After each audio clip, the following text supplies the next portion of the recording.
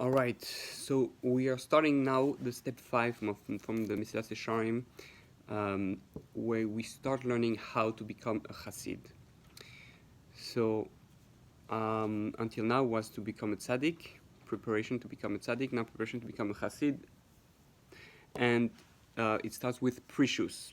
Prishus, which is, we will translate as separation or distancing from something. So what's the definition of Prishus according to the Ramchal? The famous quote, "Mekadesh etcha b'mamutalach." Not sure if I had it exactly, but basically, sanctify yourself from what is permitted to you. Now, to sanctify yourself, this is like a very unique word. It's hard to translate.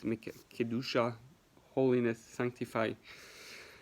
I like to translate it, make yourself unique. So in this context, it makes make yourself unique by abstaining from what is permitted to you. Meaning, make yourself unique to someone who is holy. We say, Ata kadosh v'shimcha kadosh, you're holy and your name is holy. That means we have to be holy and our name has to be holy. That means that we have to behave in a way that is unique and different than anybody else. And Hashem and our name has to be someone think of us. Some people have to think, wow, he's unique in this way or this way. We are all a piece of Hashem, and reflect a facet of Hashem's power and uniqueness, and we have to make it shine. So one of the way to achieve, we're not yet on holiness, we're still speaking about the Chassid. The Chassid is the beginning where I start to bring something out of me that is beyond my nature. I mean, it's not just doing good and not doing bad, it's being even more distant from the good in a way that makes me unique, and stand out in a way. Chassid, again, a Chassid speaks about this chesed, so someone who expands himself, stretch his goodness and his purity and his actions so that he's even far away from evil. The Ramchal continues, so you becoming very distant from evil and erect your own fences. It's like someone who does a lot of good, so it brings a lot of energy. Therefore, there's very little room for evil to come attack him and hurt him. Or he's so used to do good beyond the normal that for him to be bad is very unlikely. So that's the type of fence. So two types of Prishus. We have to know there's two types of distancing oneself from what's permitted. There's a healthy one and a destructive one. So a healthy way to come close to God, and an unhealthy way to come close to God. Like you said, like we like to say, there's a healthy Judaism and there's an unhealthy Judaism. There's a Judaism that brings you away from God. There's a learning of Torah that is poisonous, says the Gemara. But there's a way to live Judaism, to do the mitzvahs, and to be holy, that is constructive. But we have to be careful to differentiate. So what's the healthy Prishus? The healthy distancing from what's permitted is that everything worldly, we have to understand, I have to internalize the concept that everything worldly is a trial, and there is no worldly pleasure that doesn't awaken sin. So understand that the moment I wake up, every thought, every desire, that's related to this world is going to be a type of test, because every worldly pleasure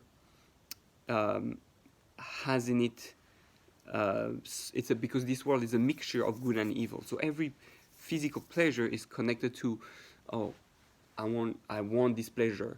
I desire it for me. That's the natural thing. The body wants pleasure for itself, and that's a selfish thing. We should.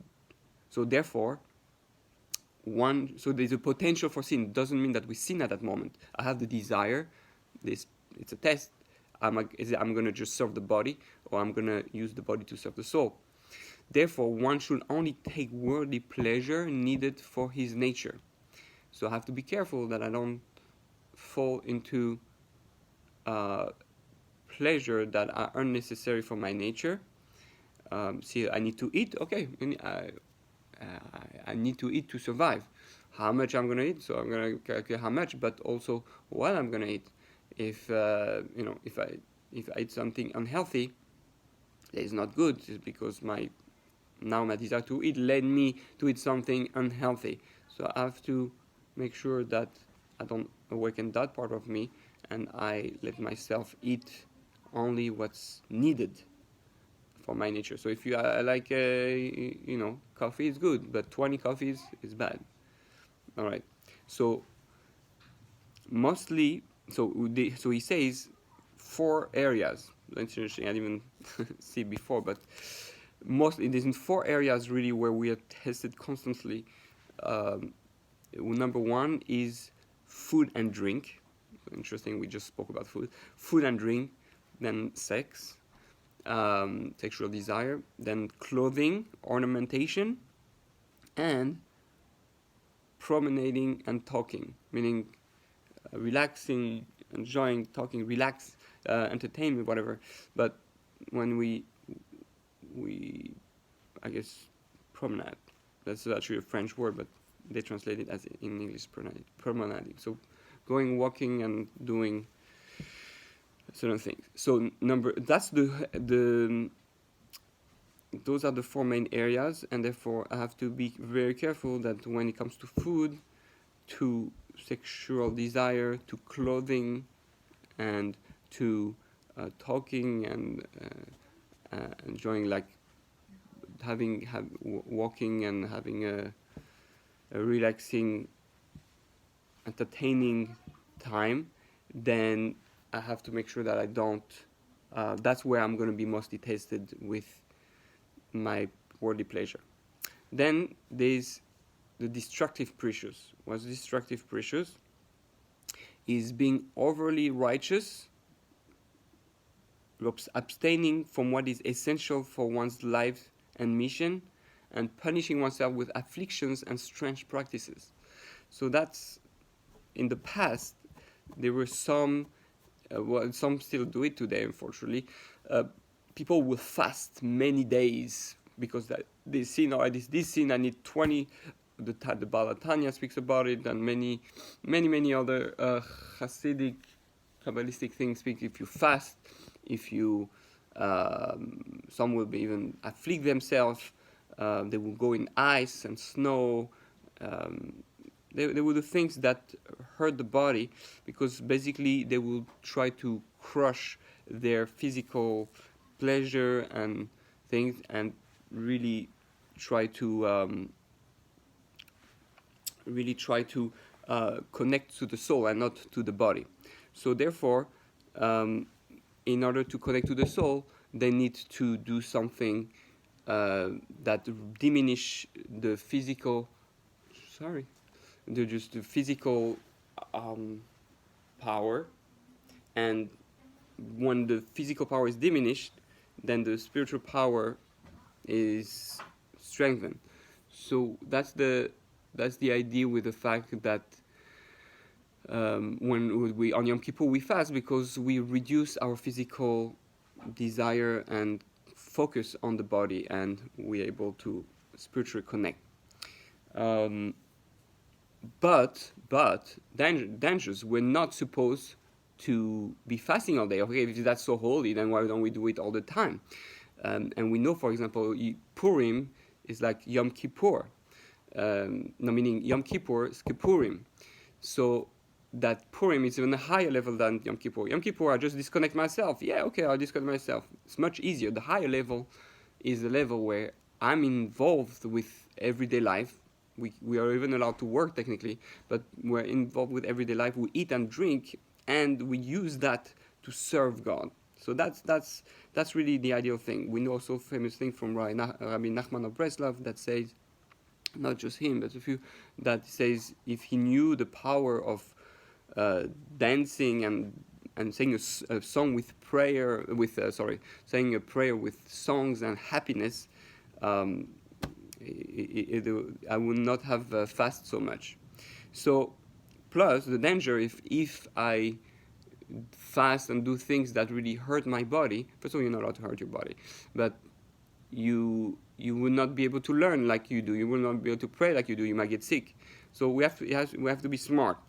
So yes, sometimes I'll take a 1 day disconnect from the food. It's like a restart. So if it's a once in a while thing that helps you, go back into life and be more careful to distance yourself, then it could be healthy. But we have to be very careful.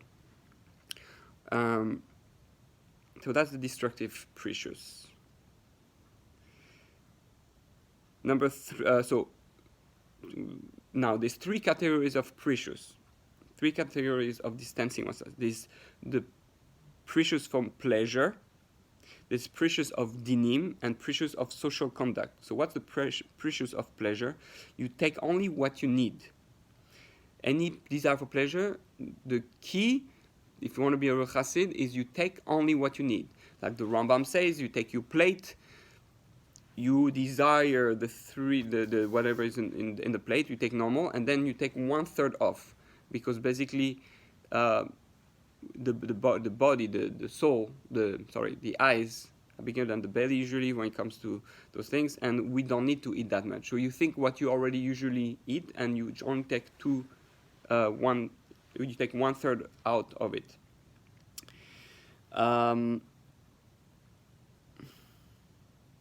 So you only take more if it is for mitzvah.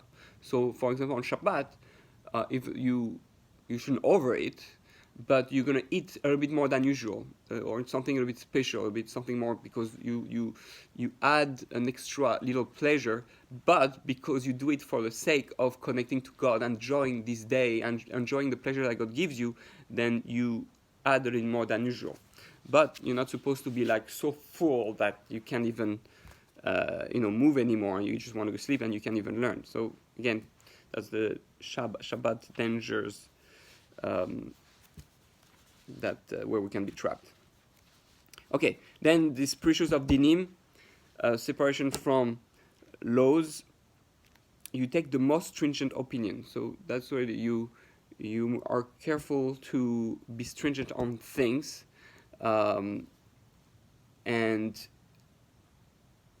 especially in areas of doubt. So if you're in a doubt, so you're more stringent. Oh, I don't know if it's this bracha or this bracha, so I'm not going to make a bracha, or I'm going to call the rabbi, say what they think I should do. I'm more careful. I know if it's kosher or not kosher. I'm not going to even try. I'm not sure about the hechsher. I'm not sure if I should do this or that. So that you're more stringent opinion. Then you say, especially there. Of course, this can also take stringent opinion about the time of prayer and the hechsher or whatever it is. But we have to be careful. This has to be discussed with one's rabbi, because it can be destructive. If you take, like we said before, if you go too much to the extreme, it might not actually be healthy for you, and you have to be ready for it. It's not a game. It's really your life. It's spirituality, and you can snap. You can be or overload yourself, and make you fall back. Being too religious can make you distance yourself from God too, because you have to make sure you do everything because it fits you, because you're ready, because you want to be close to God, because you love God. Okay, next, Prishus of social conduct. So distancing oneself from the social things, which are, so what do? Seclusion, staying away from society, meditation, and all that in order to direct your heart towards Hashem. So meaning that you take time off, not just Shabbat, but you take time to think. Obviously, I'll go on a retreat once in a while, go meditate. Being constantly with people, with society, with the noise that is out there is unhealthy. So you spend less time with crowds. That's basically what it means. You almost become a part of you has to be introvert. You are used to your introvert power for that.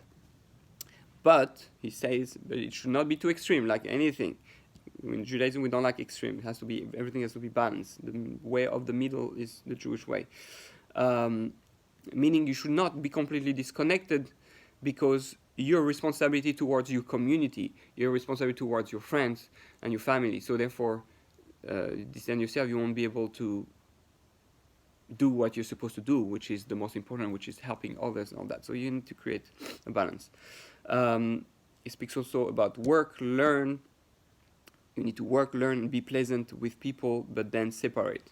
Okay, that's the balance. Yes, you do what you have to do with people. You work, you learn, you involve business, and you learn to do chesed with others, but then make sure you have a time for yourself.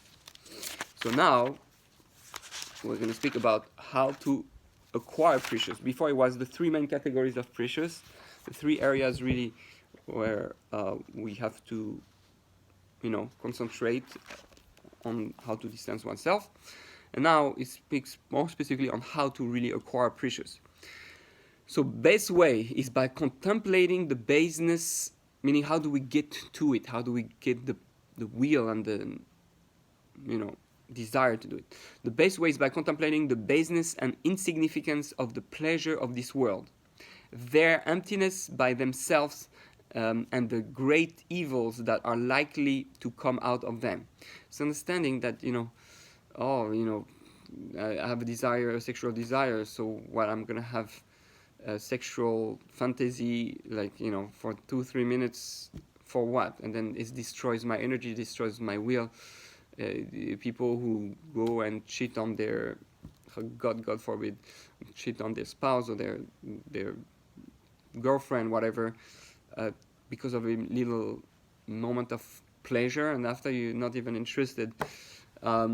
We know it's very common to men. They have a strong desire, and they have to learn to laugh at it. It's so ridiculous. For just a few seconds, minutes, just ruining an entire relationship that took years to build, or stuff like that. And then same thing with anything. Oh, I'm going to eat that extra bagel, or it's nothing. So you eat that little bagel, so okay, you got like an extra 5 minutes of pleasure, but then you have a bellyache and you don't feel good and you feel heavy and you gain weight. So come on, it's ridiculous, right? You contemplate, you think of it. It's absurd. It's empty, and it brings great evils. Okay, then learn to have no desire for it, not letting your eyes being seduced. Okay, so that's very hard level. You don't allow yourself even to let your thoughts being caught by it. Yeah, you stop it. No, don't think about it. I'm not even going even there. Bagel, no, women, not even. You don't even let yourself, your eyes, don't let your eyes being seduced, and your heart. Don't allow thoughts to stay in it. You're gonna see the woman like the some Chachamim says. You see the woman, okay, there's a woman. Next, you don't allow any. Even if you see a woman and say, oh, she's beautiful, okay, next, beautiful woman, now beautiful man, and now beautiful world, and that's it. Actually, that's what the Baal Shem Tov says. If you see something beautiful, say, oh, Hashem, you're beautiful. Every beauty comes from Hashem. But don't let your eyes be seduced. Don't learn to have no desire for it. I'm not interested. Okay, it's very hard, but it works. You start little by little. Number one, he gives 3 main things to really work on that. Food, Prishus, is the hardest. He says, very short pleasure, many bad effects, and sicknesses. And he's explaining basically how those things leads to the negative consequences. So you eat like it's basically what I said. Yeah, we know a lot more sicknesses today comes from food, eating unhealthy. So it's just ridiculous. Just eat what you need and then live your life. Number 2, stay away from constantly be with people with great wealth and power, because it will be impossible not to have lust for it or be trapped in that battle. So there's so much desire for wealth. We spoke about desire to steal in the past. It's very strange, and if you stay with people that have wealth, with great wealth and power, it's impossible. He says it will be impossible not to have lust for it, or to be trapped in that battle. So stay away from that world. It's not easy, especially if you're in already big business and stuff like that. So, but stay with the middle class. Stay with the. Doesn't mean you can not also meaning rise. You make connection, but don't stay with them. You work with them. You work what you have to work, but don't go on go vacation with them. Don't spend time and party or that. That's gonna. You're gonna be trapped. You're gonna start seeing their house and he's gonna get used to what he has. Like, wow, he really enjoys life, and then you start also thinking like that, desiring. Why not me? You don't need it. Before that, before you saw it, it was absolutely, you didn't need it at all. Now because you saw it, the Yetzirah made you feel that if I had that pleasure, but you were happy before. The desire, the will to have something leads to the Yetzirah. The only thing we should really want, desire, think of it constantly is to be close to Hashem, because that's really the greatest. There's no greater power, pleasure than that. Okay, number 3, meditation is the most precious way to acquire it. Separate yourself from worldly matters as much as you can. Okay, meditation, hitbodedus.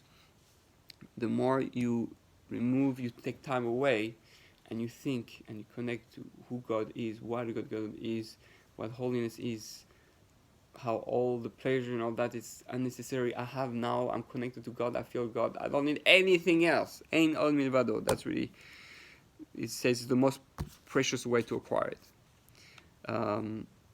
And obviously separate yourself from all the worldly matters is, don't become a minimalist in a way. There's that whole wave or trend out there. People minimalize. They take away everything, almost, and they only take really what they need. It really changes the way it opens your first you have more space. You feel less crowded, and the more you do that, and people know when they clean their house and they will take away, I throw the old stuff, that I don't need that. They feel so good. They feel like I've emptied something, because we carry things, and the things that we carry that we don't really need, it's like a weight somehow. It's the physical power of materiality makes something on you. So try to get rid of as much as you can from things. And one needs to do it gradually. That's how it finishes. One needs to do it gradually and not too fast or in an extreme way. So don't just like become crazy minimalist. I throw everything. I just have my table and my bed. No. Take it slow. Start with the books you don't need. Give it to people. Start with the clothing and give it to people. Things like that. And he explains. I don't know, in this one, maybe the other version of this Yesharim explains how if you want to do it the right way, you need to speak about it with your rabbi, because the rabbi knows you, and together he'll be able to guide you so that you don't go in an extreme way on what to minimalize, what to work on first. I mean, he says ideally food, but how to do it. Don't start eating just a potato every day. But we like sometimes we're in a good mood and we want to do, that's it, I do. How many people started losing weight and failed? You need the right approach, the right coach, the right incentive, and God willing, if we all do that, Bezat Hashem will become real Hasidim and connect to God in a way that is very, very powerful and holy. And we'll have a Judaism and a life that is really, at that point, you really become a role model for others. And you're really breaking your nature. You're transcending your nature. You're really Prishus. It's really already going Malamin Teva. You're starting to become a chassid. You're expanding your soul over your body. So may we all be able to do it with the help of Hashem. Thank you to the Ramchal.